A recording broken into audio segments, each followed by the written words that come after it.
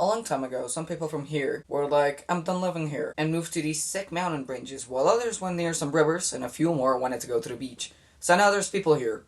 And animals. Lots of animals. You know what people do when they kind of want to eat and there's animals? You chase them around and throw pointy sticks at them. That's dumb. What if we just made our own food instead of searching for it? Said someone, accidentally starting agrarian communities and society. Sometime later, a bunch of these societies began to form a culture and started their own form of monarchy. Damn, these dudes are getting really rich trading salt and stuff. They got so much gold from all that training that they threw some at this like during ceremonies. These ones made 20 bottles. These ones even made Machu Picchu before Machu Picchu was a thing. All these very cool, definitely not hard to remember cultures are kind of existing together in no big boy empire to take over. Hi, I'm Spain. Cool place. Is that gold you have there? Asked Spain after showing up and discovering the gold some natives had. Have you heard of Jesus? Spain had just ended their minor discussion with the Arabs and were feeling pretty generous about sharing their beliefs. They made a colony here on the eastern coast, and then another one here, and then accidentally killed all the natives that crossed their way to get their gold. And land. Spain now has a lot of land, and are currently taking out the Incas next door. That's great for Spain. They never got the Wii though. Spain didn't care and slaved the rest until they died. This cheesy guy founded the capital, and the new kingdom of Granada was declared with 6 very epic provinces. That's great, we don't need more. Surprise, it's the 18th century and now it's the viceroyalty of New Granada. Surprise, it's the new kingdom of Granada. Again. Also, there's 8 provinces now. That's great, we don't need more. Surprise, it's the viceroyalty of New Granada. Again. So with me, cool. Other Spaniards have started having children. In fact, they're having children with anyone. Other Spaniards, natives, their own slaves they brought from Africa, sons of Spaniards and natives, and all these cultures were mixing, and that's gross, said the Spanish crown. Only real Spanish big boys can rule or do anything important. Anyone not born in Spain sucks. The Spaniards born in New Granada, or the Criollos, were mildly pissed. They also enjoy reading all these smart books with smart ideas by smart people. But I don't think they will revolt. Oh, this random woman just started a large strike against increased taxes. Anti-contain it and the colony will remain under control. I'm sure no average size for the time French general with a superiority complex will ruin everything. Oh wow, Napoleon just forced the Spanish king to quit and put his brother in charge, forcing Spain into some chaos, which doesn't make the Criollos very happy. So a few Criollos who were gonna meet with this guy come up with a brilliant plan.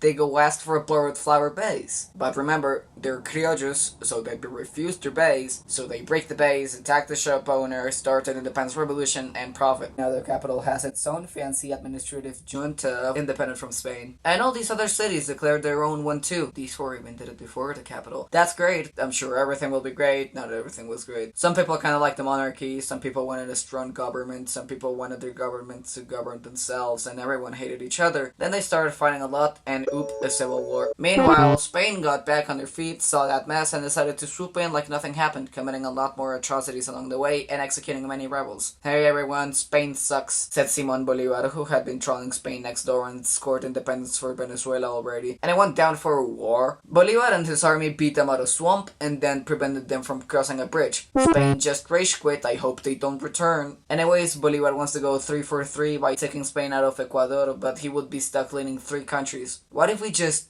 brought all 3 together, said this guy, who definitely won't ruin Bolivar's entire life. So now we have Gran Colombia with 3 very cool countries coexisting together. That's great. I'm sure everything will be great. Not everything was great. Bolivar wanted a strong government that governed more, but Santander and the non-government governments wanted to govern themselves more, and the government to govern a bit less. Then Panama also joined. That's great. We don't need more. In the end, a lot of discussion happened, but everyone held their hands together in a circle and happily proclaimed that this was a mistake, and Venezuela and Ecuador left. Also, Bolivar basically went dictator mode and almost got killed, but he escaped through a window.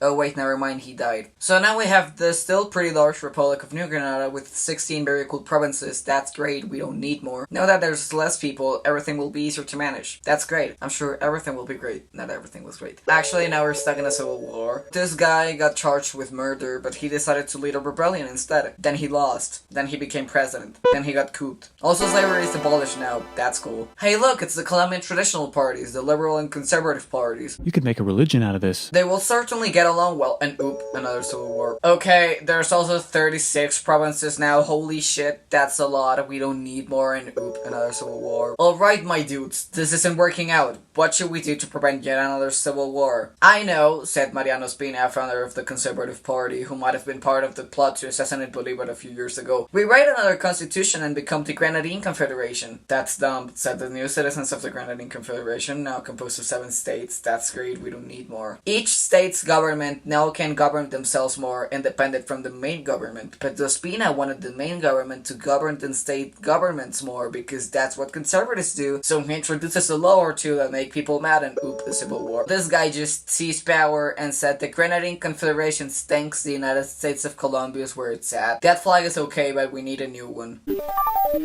Okay, that's better. There's 9 states this time. That's great. We don't need more. Alright, so the name is stupid, but whatever. This time everyone will finally get along. I'm sure everything will be great. Not everything was great. Should the church keep handling public education on their own? Yeah, the church is pretty cool, said the conservatives. No, the church sucks, said the liberals. They then held their hands together and began violently punching each other in the face, and oop, a civil war. Alright, that didn't really work out, but now people will finally get along, and oop, a civil war. Hi, I'm Rafael Nunez, and the United States of Colombia is a stupid name. It's just the Republic of Colombia now. No states, 9 departments, because God knows that's good and we won't need more. Just a strong, beefy central government. Now, his very cool, strong, beefy central government made it so others, more specifically the liberals, because he's a conservative, have a harder time getting elected, so the liberals get kind of mad, and oops, a civil war. By now, people are kind of getting tired of the liberals and conservatives having the maturity of 3-year-olds and the whole working out their difference thing. So naturally, some extremist liberals who are also mad at the government are trying to take over the country by force, and oop, a civil war. But the civil war was longer and deadlier than everything that had come before it. It lasted over 1,000 days.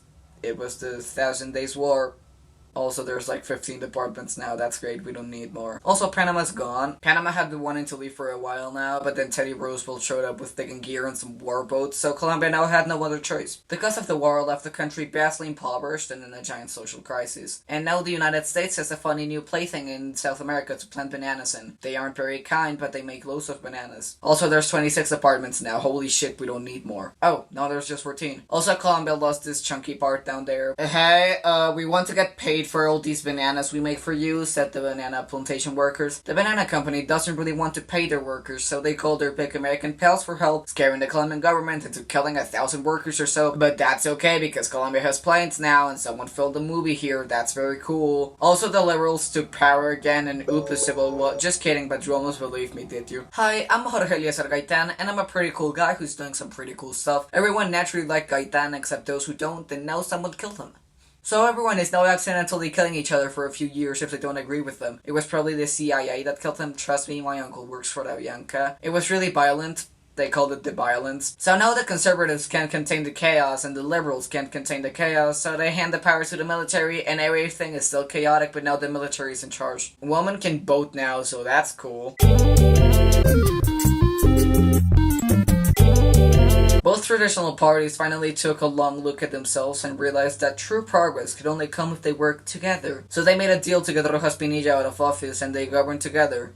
Like friends. They call it the National Front, and it's great because the violence that had ravaged the country is now over and the two of them can just hand power back and forth. But now they don't have to try anymore to help the country since they're gonna stay in power anyways, and corruption is beginning to run rampant. Also, there's 16 departments now. That's a good number. We don't need more. As it turns out, people like it when their government does anything to help them, and don't really like it when their government doesn't do that, especially as the Liberal Party begins drifting more towards the right. So some people do what they know best, grab their weapons, and oop, a civil war. Now, these guerrilla groups are popping up everywhere, and they are pissed. Some start kidnapping people and screwing over the farmers of some rural areas. So, the government begins fighting with the aid of paramilitary groups who start doing the exact same thing. And there's 21 departments now. That's great. Please stop. We don't need more. So now we have a bunch of groups that are killing people and planting landmines everywhere, and to fund themselves, they start hiring miners and trafficking drugs like cocaine. Apparently, the whole whole country's really getting into that drug trafficking thing, and some cartels are cropping up in Cali or Medellin, led by this guy who you definitely haven't heard of before. The more the government is trying to crack down on them, haha crack, the more violent they get. Hey guys, look, Colombia has been chosen as host for the 1986 FIFA World Cup. They will definitely be able to host it, and just kidding, the president said that thing is dumb and he'd rather build schools instead.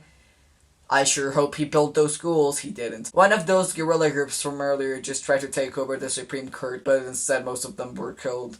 It did look badass. A volcano just exploded and killed 20,000 people. Those two things happen a week apart, by the way. The drug cartels are getting so big and powerful that they're now influencing football and got the main presidential candidate killed. Some students started a protest, and now there's a fancy new, very cool and very epic constitution. I sure hope they use it. Pablo Escobar is becoming a bit of a celebrity for his philanthropy for the community. I wonder where he got the money. Oh, he was a drug kingpin. And now he's dead. Drug cartels have so much power that they've even financed the presidential campaign. This guy is making fun of everyone, including the president, so naturally everyone likes him except those who don't, and now he's dead. It's the turn of the century, now there's 33 departments. I give up, they will keep on adding more.